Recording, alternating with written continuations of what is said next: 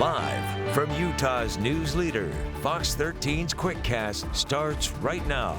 As Utah continues to vaccinate thousands every day, some who are not eligible for the shot yet are hoping to take advantage of unused doses. Vaccine hunters call local pharmacies looking for doses that could go to waste. Pharmacies say the calls are overwhelming now. Smiths and Harmon say they have protocols to make sure nothing is wasted. The protocols do not include people who are not eligible calling into pharmacies.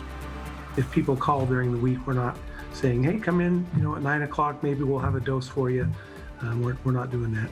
The Department of Health says they have no guidance for pharmacies on this. The best way to schedule a vaccine appointment, if you are eligible, is to do so online with a pharmacy, healthcare provider, or health department. A man threatening police claiming he had a bomb is now in custody. They tried to stop 37-year-old Michael Lucer for driving erratically in Woods Cross this afternoon. Eventually, his truck died on Center Street near Legacy Highway, where he threatened police with a metal rod. We heard a bunch of yelling, and we saw the suspect jump over the barrier to the freeway and run down a steep grass hill where he had his hands in the air and looked like he was waving the metal pipe. Lucer was taken to the hospital for minor injuries. He will be charged with evading police and resisting arrest. Former NBA and BYU basketball legend Sean Bradley has revealed he is now paralyzed. Bradley was hit by a minivan while riding his bike in January, just a block away from his home in St. George. Since then, Bradley has had neck fusion surgery. He has spent the last 8 weeks in the hospital undergoing rehabilitation. Terrible news. And I hope he remains positive and has a lot of support and continue to fight and find some comfort and hopefully to improve and get as much function back as he can. Bradley plans to use this accident as a platform for public awareness surrounding the importance of bicycle safety. Allison. And tomorrow will be a beautiful day here across the state. Partly cloudy skies. We're getting ready for bed on this Wednesday night.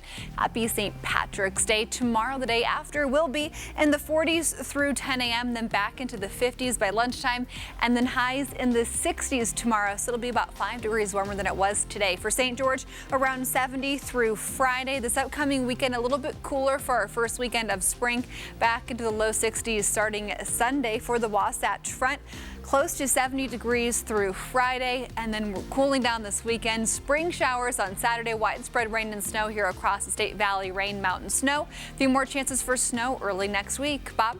All right, Allison, thank you. A state of emergency has been issued in Utah because of a lack of water. This will allow farmers to access federal grants and financial assistance. Farmers expect to only make 1/3 their normal pay this year, and they may permanently lose crops because of the drought. It's a really scary situation right now. If you talk to any farmer or rancher in the state of Utah, they've already considered it an emergency declaration for months. The Utah Division of Water Resources says snowpack is at 70% of normal and soil moisture is at its lowest since they began recording it in 2006. UDOT will start building a bridge next week that'll connect Legacy Parkway with I-15 in Farmington. A 16-mile road will run from Farmington to West Haven and will be a new highway for drivers. It's called the West Davis Project and was created by UDOT after research showed a dramatic increase in residents in the area. Our projections show that by 2040, households out in this western part of these counties is going to increase about 65%.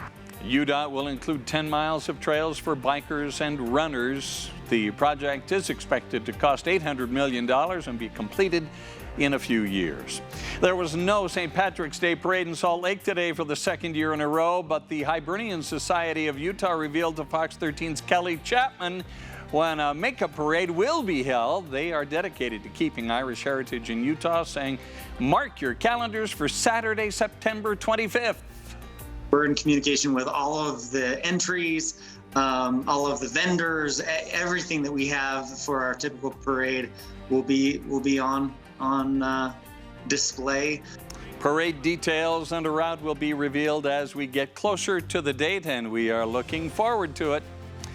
Well, that is the Fox 13 Quickcast, the day's top stories in just 5 minutes. Now, don't go anywhere. Modern Family starts now.